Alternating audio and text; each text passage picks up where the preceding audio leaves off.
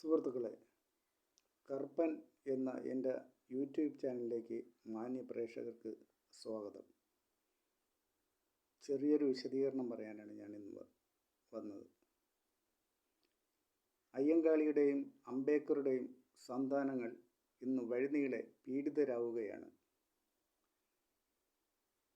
ദളിതന് എവിടെയാണ് ഒരഭയം? പാവങ്ങളുടെ സർക്കാരെന്ന് പറഞ്ഞു കയറിയ പിണറായി സർക്കാർ രണ്ടാം ഘട്ടത്തിൽ പറഞ്ഞു എല്ലാം ശരിയാകുന്നു.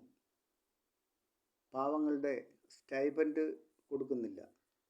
ഹോസ്റ്റൽ ഫീസുകളിൽ വൻ വെട്ടിപ്പും തട്ടിപ്പും. അത് കഴിഞ്ഞ് ഹോസ്റ്റലുകളിൽ ദളിത് പിള്ളേർ ചെയ്യുന്നതെല്ലാം കുറ്റം കണ്ടുപിടിച്ച് അവരെ ദേഹോദ്രവം കൂടി ചെയ്യുന്നെന്നാണ് പറയുന്നത്. ഇപ്പോഴത്തെ പേരൂർക്കടയിൽ RSSകാർ ദളിത് കുടുംബത്തെ ആക്രമിച്ചിരിക്കുന്നു. ഗർഭിണിയെന്ന് പറഞ്ഞിട്ട് പോലും അവരുടെ അടിവയറ്റിൽ ചവിട്ടി എന്നാണ് പറയുന്നത്. സഹോദരങ്ങളെയും ഉപദ്രവിച്ചെന്ന് പറയുന്നു ചോദിക്കാൻ ചെന്നതിന്. അവരിപ്പോൾ മെഡിക്കൽ കോളേജിൽ ചികിത്സയിലാണെന്നാണ് പറയുന്നത്. എനിക്ക് പറയാനുള്ള സുഹൃത്തുക്കളെ, KPMS രാഷ്ട്രീയ പാർട്ടി രൂപീകരിക്കണമെന്നാണ്. എവിടെയെങ്കിലും നമ്മൾ ജയിക്കണമെന്നില്ല.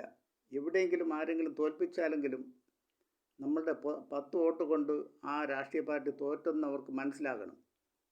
ആ രീതിയിലുള്ള ഒരു രാഷ്ട്രീയ രൂപീകരണമായിരിക്കണം KPMS രൂപീകരിക്കേണ്ടതെന്നാണ് എൻ്റെ അഭിപ്രായം. നന്ദി, നമസ്കാരം.